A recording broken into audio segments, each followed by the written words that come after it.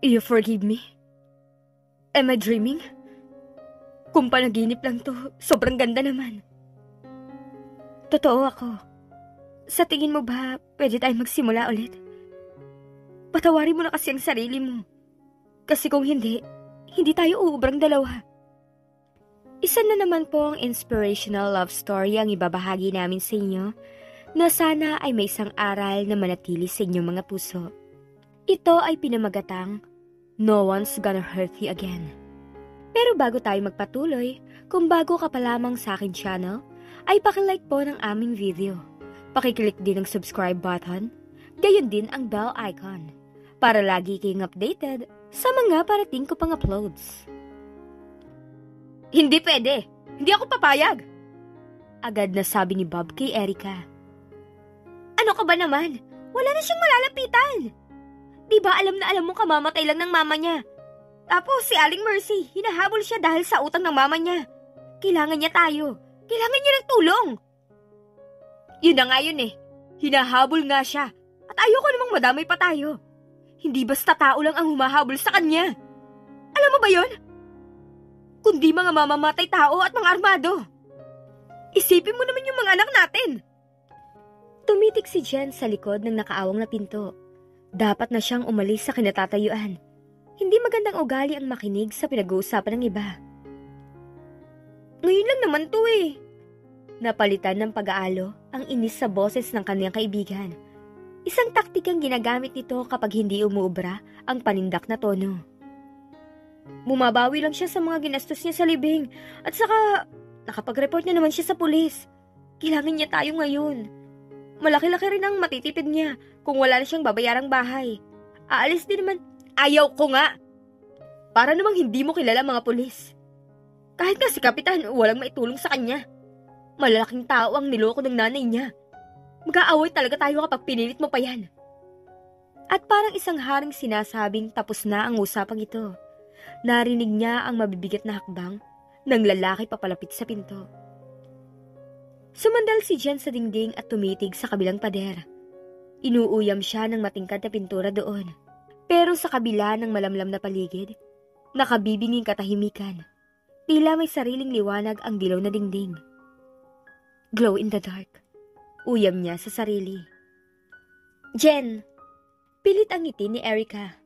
Pinilit din niyang umiti sa kaibigang naging tatay, nanay, kuya at ate niya pagdating sa pagtatanggol sa kanya. Uwi ka na? Una na kayo ni Bob. Tatapusin ko muna yung pagpa-file ko. Pati yung ibang files natin sa computer, ayusin ko na rin muna. Umiling si Erica at hinawi ang ilang hibla ng buhok nitong nakawala sa tali nito. Hindi. Sumabay ka na sa amin. Magsi 6:30 na, uwi na. Hindi, okay lang talaga. Kailangan ko talaga mag-overtime para makabawi sa gastos. Sige na, Erica. Pero... Bumukas ulit ang pinto ng lobby at sabay silang napalingon ng kaibigan doon. Hindi na siya nagulat nang makitang nakatayo si Bob sa pintuan. Nakakunot at tila nakakain ng 10 ampalaya. Erica, 6:30 na, halika na! Binalik ni Erica ang bilugang mata sa kaibigan. Para itong manika sa kulay rosas at bilugang mga pisngi nito. Sino mag-aakalang kaya nitong makipagsabunutan at makipagkalmutan? Expert ito doon dahil sa kanya. Lagi itong nakikipagsabunutan sa mga kaklase nila noong elementary kapag tinawag siyang anak ng bayarang babae. Sige na, Erica, una na kayo. Diretso na ako mamaya sa bahay namin dahil nandun na yung kamag-anak ni Mama. Nag-text sila kanina. Dumating na daw sila kaya may kasama na ako sa bahay. Kaya okay na ako. Pero... Erica, halika na. May kasama na pala si Jen, wala nang problema. Tumawag din si Emmy. Nilalagnat daw si Rocky. Ano? Bumalatay ang pag-alala sa mukha ng babae. Binaling niya ang titig sa pinto. Si Rocky ang 1 taong gulang anak ng mag-asawa. Hindi siya sigurado kung totoo ang sinasabi ni Bob, pero wala na yung kaso sa kanya. Bumaling ulit sa kanya ang bilugang mga mata na kaibigan. Okay ka lang ba talaga? Okay lang talaga sa inyo? May kasama ka na? Okay na, sige na. Uwi na kayo, ingat ha. Kahit tila alangan pa rin, napilitan na itong sumunod. Nang nasa pintuan na ito, muli itong lumingon at maliit na ngumiti. Ngumiti rin si Jen. Maaaring mala siya sa mga magulang na nakuha niya. pero parang nanalo siya sa loto sa kaibigan niyang ito. Lagi at lagi siyang magpapasalamat dahil kay Erica. Napatitig ulit siya sa dilaw na pader. Tila inuuyam pa rin siya ng nagliliwanag na kulay. Pumasok siya ng opisina at walang ligoy na sinimulan ng pag-ayos ng mga documents sa folders. Hindi niya namalayang pasado 9:00 na ng gabi. Mabilis niyang inayos ang mga gamit at tinanggal sa saksak ang mga computer at electric fan. Pinatay din niya ang ilaw at kinandado ang opisina. Paglabas, sinalubong si Jen ng malamig na simoy ng hangin at ng tunog ng pagbuhos ng ulan. Nginitian niya ang tanod at officer in charge sa lobby. "Uwi ka na?" tanong ni Kuya Vince. "Opo, sige po, una na po ako."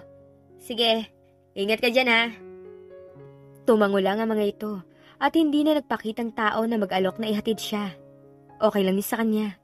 Mababait ang mga kasamahan nila, pero alam niyang kagaya ni Bob, natatakot din ang mga ito na madamay sa kanyang gulo. Naiintindihan niya yon. Kahit siya kung pwede lang, ayaw din niyang madamay sa gulo. Sumulyap siya sa tabi ng hall at nakitang bukas din ang ilaw sa loob ng police station. Kita niya roon ang ilang pulis sa loob. Para nag-aaway ang mga anghel sa langit. Walang habas ang pagbagsak ng ulan at tila latay ang bawat pagputok ng kulog. Sigurado si Jen na hindi titila yon kahit magpalipas pa siya ng ilang oras sa opisina. Dapat ba siyang magpalipas ng gabi sa hall? Umiling siya sa sarili. Malapit ang bahay niya sa barangay hall at bukas pa ang ilang mga establishment sa gilid ng kalsada. Binuksan niya ang payong at sinuong ang ulan. Nabasa siya agad. Kumapit ang nabasang tela ng kanyang asul na blusa sa mga braso at laylayin niya. Kumabog ang kanyang dibdib dahil sa kaunting baha sa kalsada. Mabilis umaapaw ang Marikina River at noong nakaraan ay umabot din ng lagpas tawang tubig dahil kay habagat. Hiling ni Jen hindi na maulit yun. Para sa isang kagaya niya, hindi madali ang lumipat ng tirahan. Niyakap ng dalaga ang isang braso sa katawan upang protektahan ang sarili sa ulan. Narating niya ang tawiran papuntang parke at hinintay makadaan ng isang truck. Pero nang makadaan ng sasakyan, napansin niya ang isang itim na SUV na nakaparada sa tapat ng kalsada. Nanuot ang lamig sa kanyang mga ugat. Tumingin siya sa paligid. Ilang metro lang ang layo ng parke sa ilog at isa yon sa unang binabaha kapag ganitong may bagyo. May gumalaw sa gilid ng kanyang mga mata at napalipad ang tingin ni Jen pabalik sa SUV. Nakabukas ang pinto sa backseat at lumabas ang isang lalaki. Mahirap ang hindi matakot. Mukha itong goons sa mga movies. Ito yung sidekick ng mga leaders sa mga pelikula. Yung dambuhalang ng bubugbog sa mga nanloloko sa bus nito. Hindi na niya hintay ang gagawin nito. Tumalikod siya at malalaking hakbang na tinungo ang barangay hall. Sigurado siyang hindi magagalit ang mga kasamahan niya kung sa barangay hall siya magpapalipas ng gabi. Ngayon lang naman. Katabi nila ang police station kaya sigurado siyang may humablot sa braso ni Jen at sumigaw siya. Hinampas niya ito ng payong pero agad din itong nasanggi yun. May tumakip na kamay sa kanyang bibig at pumulupot ang isang tila bakal na braso sa kanyang mga balikat. "Huwag ka nang pumiglas. Masasaktan ka lang."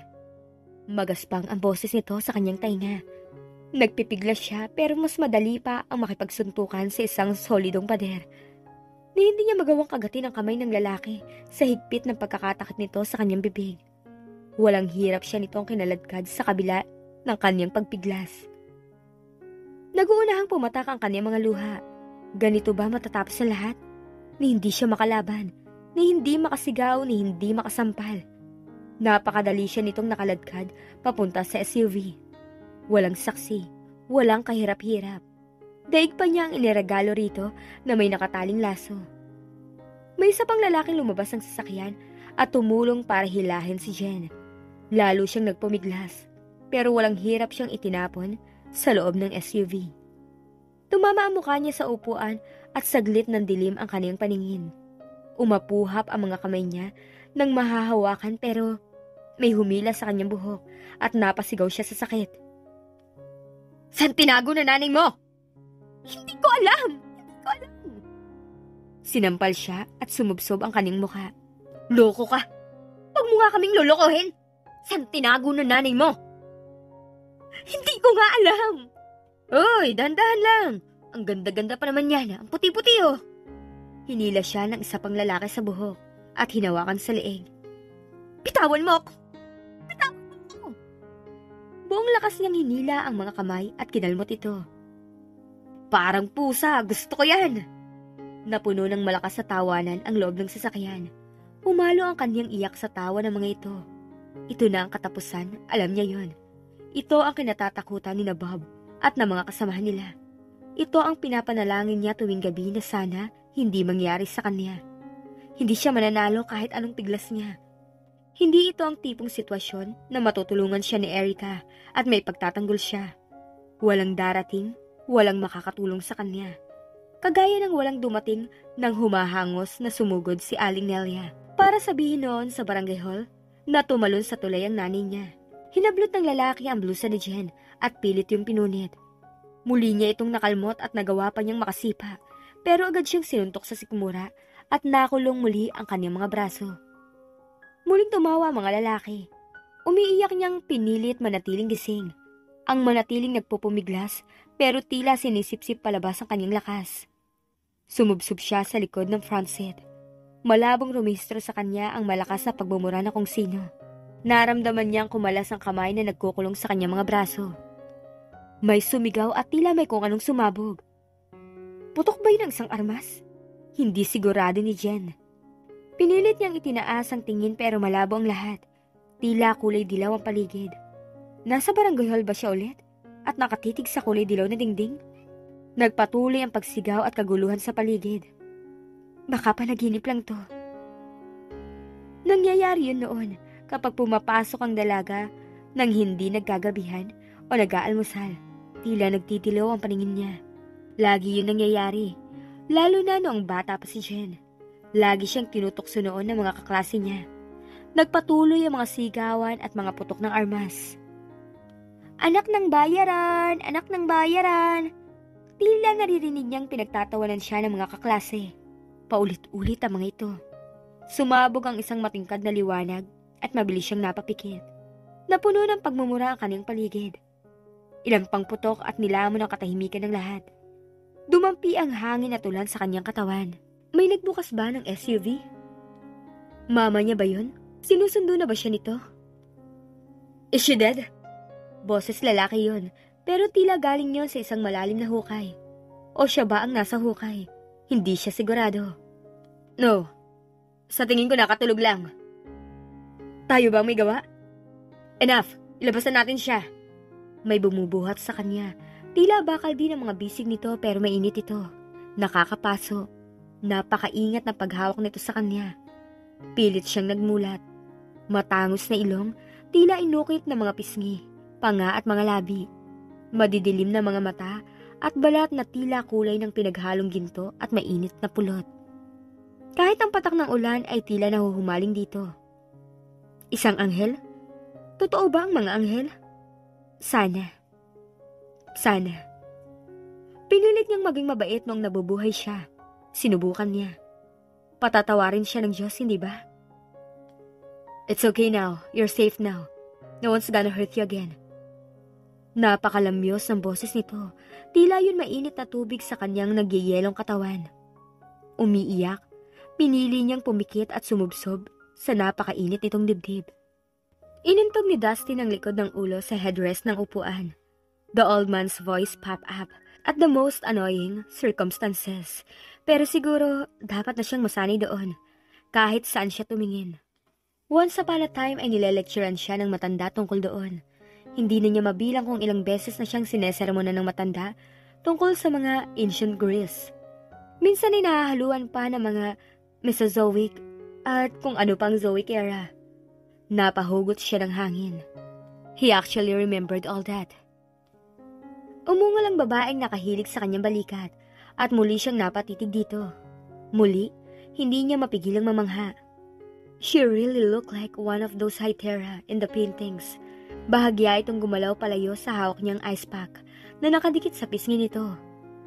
Inangat ni Dustin ang ice pack at nakitang humupa na ang pamamaga ng pisngi ng dalaga.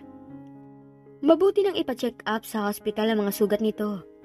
Tahimik siyang nagpasalamat sa kanyang apelyido at sa shares ng isang malaking hospital para magamit sa pagkakataong iyon.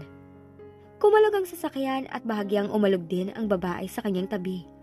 Umungol ito at matalim niyang tinapunan ng tingin ang nagmamaneho. Careful. Sorry. Magkasalubong pa rin ang kilay, ibinalik ni Dustin ang titig kay Jen. Nakakunot ito at nakaawang ang mapupulang mga labi. May kaunting dugo sa gilid ng mga labi nito at maingat siyang kumuha ng wipes sa case sa tabi niya para punasan yon.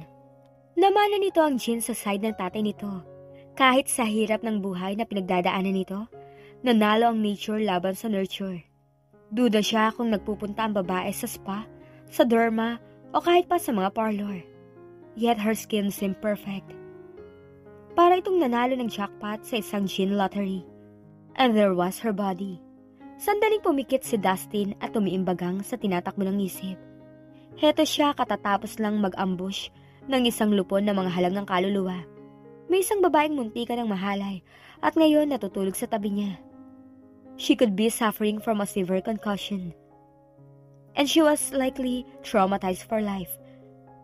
At anong iniisip niya? Men are gentlemen. Always remember that. Muli niyang narinig ang boses ng matanda. Yeah. Wala namang espesyal sa suot nitong gusot na asul na blusa at itim na slacks. Sigurado siyang planchado yung kanina at nagusot lang dahil sa pagdukot dito. Sigurado ka bang hindi tayo magdedemanda? Nagpasalamat siya sa distraction ni Manuel. Ibinaling niya ang titig sa nagmamanehong kaibigan. Hindi tayo pulis. We just need Jen safe. Yun na nga yun. Sigurado ka bang hindi na nila guguluhin si Jen? Mga sindikato ang mga yun. Tumiimbagang siya at naramdaman niyang gumalaw ng konti ang dalaga. They have their money back, that's that. Hindi nagsasayang ng oras at resources sa mga ganyang tao sa mga bagay na tapos na. Pero kung manggugulo pa rin sila, ibang usapan na yun. Alam niyang hindi kumbinsido ang lalaki. Pinatanayan nito yun nang sumulyap ito sa mirror na para bang naghihintay na umungos mula sa kung saan ang isang M16. Paranoid as he was, sumulyap din si Dustin sa labas. Walang lupon na humahabol sa kanila. Sa halip nasa likod nila ang isa pang SUV kung saan nakasakay ang kanilang mga kasamahan. How about Jen? Narinig niyang tanong ulit ni Manuel. Tingin mo, hindi niya gugustuhin magdemanda sa mga yon? Tingin mo tatanggapin na lang niya na tapos na at kailangan na lang niya kalimutan ng lahat? What happened back there? Dustin, was something out of a nightmare. Nagtimbagang siya at bahagyang humigpit ang yakap sa dalaga. Hindi nito kailangang idiin yun. He knew that already. Ayaw niya rin sanang matapos na lang yun sa ganun. Paanong nasisikmura ng iba na gumawa ng ganung bagay? Pero kung nagkataon, naging kagaya ka rin ng mga lalaking yan. Bulong mula sa kung saan ng isang boses sa kanyang isipan. Maingat na humugot ng hangin si Dustin at pinakawalan yun. Perfect. Aside from the old man's voice, he had an extra talking voice inside his head too. If she wants to press charges, we will help her. But right now, it's better if she could just move on with her life. Hindi na umimik si Manuel. Alam niyang hindi rin komportable roon ang lalaki. They'd all been there. Nagpakawala ulit siya ng hangin at tumitig sa labas. Naririnig na ni Dustin ang talak ng matanda kapag nalaman ito ang mga sinasabi niya. Sandali siyang pumikit at humugot muli ng hangin. Where was that mute button? He had to do something about that extra voice in his head. He didn't need another conscience. The old man's voice already stole that job. Muling umungol ang babae sa kanyang tabi. Bahagya siyang nanigas. Maingat niyang ibinalik ang titig sa dalaga. It's okay. You're safe. It's okay. Maingat niyang hinigpitan ang yakap dito. She jolted awake. Walang sigaw, walang iyak, walang ungol. Bigla lang siyang napamulat at napaupo sa kama. Don't move too fast. May humawak sa kanyang likod at napasigaw si Jen. Hindi ko alam! Hindi ko alam! Huwag mo akong hawakan! Calm down. Wala na mga lalaking yun. Calm down, it's okay. No one's gonna hurt you again. No one's gonna hurt you again. Mga matang kasing dilim ng hating gabi, matigas na hulma ng muka na tila inukit mula sa bato. Maitim na buhok, kilay, at malalagong mga pilikmata. Isang anghel? Pero nakatiim ang mga labi nito. Magkasalubong ang mga kilay. Isang galit na anghel? It's okay now. Naalala mo ba mga nangyari? Malamyos ang tinig nito at mababa. Yun ang tonong ginagamit kapag nakikipag-usap sa umiiyak na bata. Nanginginig na nagbaba ng tingin si Jen sa kobre kama. Naaalala ba niyang nangyari? Gusto niyang sabihin na hindi. Masakit ang kanyang anit na parabang hinihila. Ramdam pa niya ang pagbaon ng mga daliri ng lalaki sa kanyang pisngi. Ang pagdila sa kanyang muka. Isinubsob ni Jen ang muka sa kanyang mga braso at nakarinig siya ng isang impit na iyak. Siya yun, napagtanto niya. Pinilit niyang tumigil pero hindi niya magawa. Hinagod ng lalaki ang kanyang likod at namamaga ang mga matang itinaas niya ang tingin dito. Kahit na gusto niyang ubusin ang luha sa pagiyak, rumehistro pa rin sa isip ng dalaga ang pagtama ng ilaw sa itim na buhok ng estranghero. Ang pagsalubong na makakapal nitong kilay. Ang pagkislap ng mga mata nitong tila nagniningas sa uling. Pinilit niyang ibinuka ang mga labi. Sino? Sino ka? I'm Dustin. Dustin Xiong. Your father sent me. Daig pa niya ang sinabuyan ng asido. Napaurong siya pero inabot nito ang kanyang braso. Listen, Jen. Your father... Huwag mo akong hawakan! Halos madapa siya sa pagbangon sa kama. Where do you think you're going? Bitawan mo ako! Bitawan mo ako! Stop it, calm down. We're here to help you. Jen, listen to me. Sinampal niya ito. May laso na dumidila sa kanyang mga ugat. Wala akong pakialam kung sino ka. Bitawan mo ako! Muli siyang tumakbo papunta sa pinto. Jen, listen! Pilit niya itong sinasampal muli, pero nahuli ng estranghero ang kanyang mga kamay.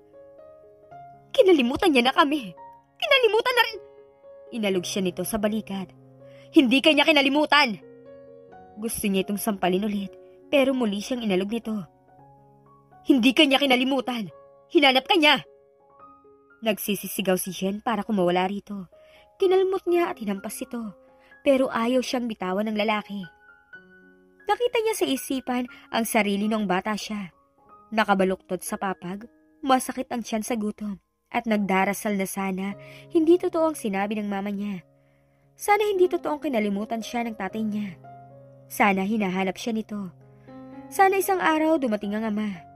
Babalik ito at magiging maayos din ang lahat. Hindi na magagalit lagi ang mama niya. Hindi na ito magdadala ng iba't ibang lalaki sa bahay nila. Hindi na siya nito laging sasaktan. Lagi na silang may pambili ng gamot, ng pagkain, may pambayad na sila lagi sa bahay. Hindi na sila mag-iisa. Lagi na silang magiging masaya. Pero hindi nangyari yun. Hindi nangyari yun. Kahit anong dasal niya, kahit pa anong iyak niya, kahit anong hiling niya, naubos ang mga luha, naubos ang mga santo, naubos ang mga bituin, pero hindi pa rin dumating ang tatay niya. He never stopped searching for you. Bawat salita ng lalaki ay mga bubog sa dibdib ni Jen. Pumupulupot ang mga braso nito sa kanyang nanginginig na mga balikat sa kabila ng kanyang pagpipiglas. He's so worried about you. Hindi siya tumigil kahit kailan. Tinago ka ng nanay mo, kaya hindi ka niya nakita. Mahal ka ng tatay mo. Hindi kanya iniwan. Hindi kanya iniwan. Nakakahiya at nakakasuka kung paano siya kumapit sa mga salitang yun. Nakakahiya kung paano hanggang ngayon, para pa rin siyang ang batang yun. Nakabaluktot at nagdarasal para sa walang kwentang lalaking yun. Unit ko to, nasa Makati tayo. Dinala ka namin sa hospital kanina. You didn't suffer broken bones. Just scratches, but you can take pain relievers to help with the pain and swelling. Sinubukan itong langkapan ng lambot ang boses. Halatang nag-aalala sa kanya si Dustin. Sino ba ang hindi? Halos 2 oras siyang umiiyak at ngayon lang nagawang tumahan. Pinagmasdan ni Jen ang circular pattern sa comforter. Mukhang mamahalin yun. Nakakahiya ang madudumi niyang mga paang nakapatong sa mamahaling telang yun. Jake Mondragon ang pangalan ng tatay mo. Tinago ka ng nanay mo dahil nagpakasal sa ibang iyong ama. Itinaas niya ang tingin sa binatang may hawak ng baso. Gininto ang balat. Maanggulong mukhang tila inukit ng isang eskultor. Mukha itong Hollywood star. Drink, Jen. You cried for 2 hours. Your throat must hurt. Salamat. Your father knew about your mother's pregnancy, but he couldn't do anything about it. He had to marry somebody else for political purposes. Ibinaba niya ang baso at tinitigan yun. Mukhang mamahalin din ang baso. Mamahalin yun, sabi ng mama ni Erica. O siguro ibang tatak ng baso at mas mahal pa roon. Say something, Jen. Itinaas niya muli ang titig sa lalaking nagpakilalang Dustin. Mukha talaga itong Hollywood star. Papatubo ang balbas nito. Lalong pinapatigas ang anggulo ng panga nito. Mariin siyang pumikit at humugot ng malalalim na hininga. Hindi siya pwedeng umiyak ulit. Pagod na ako. Ayoko na mag-isip. Ayoko na. You have to understand. Adult feelings and situations aren't that simple. Mayaman ang tatay mo. Galing sa isang matandang angkan ng mga politiko. Mahalaga ang pagpapakasal niya. Hindi niya pwedeng isang tabi lang yun ng ganun-ganun na lang. Ganun-ganun na lang. Maituturing na ganun-ganun lang ang pagkabuntis nito sa nanay niya. Masyadong mas maraming mahalagang bagay kaysa sa ganun-ganun lang na pagkabuo sa kanya. I'm sorry. Alam ko may mali talagang ginawa ang tatay mo. Pero hindi kanya balak pabayaan. He wanted to take care of you. He would have taken care of you. Pinahanap niya kayo nung umalis ang nanay mo sa Palawan.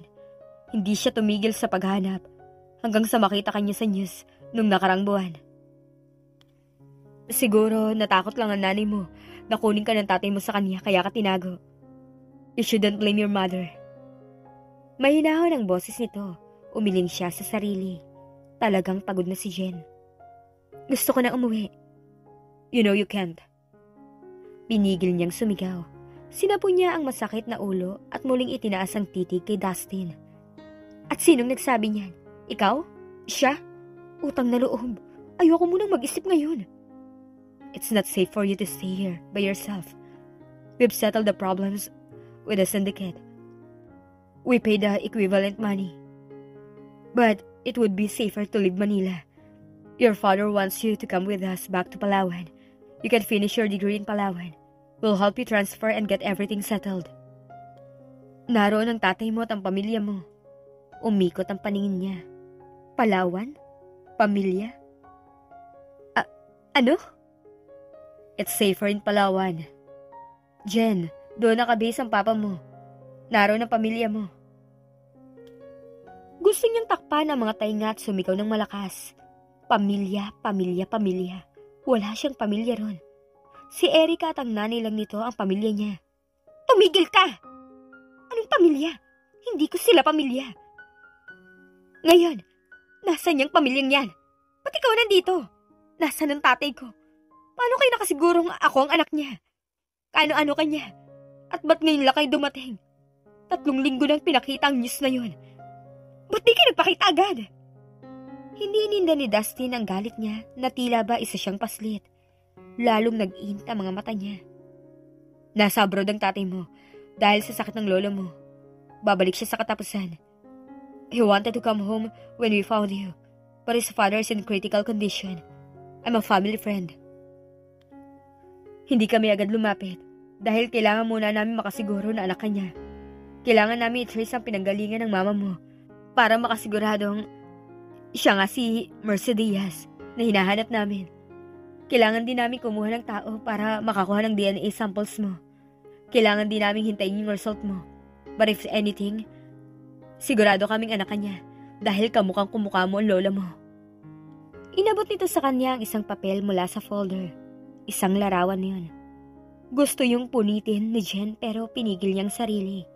Kinuyom niya ang mga palad at hindi tinanggap. Black and white ang larawan. Nakasuot ang isang patadyong ang babae at tila nasa isa itong party. Maaaring siya ang nasa larawan. Ang muka, ang buhok.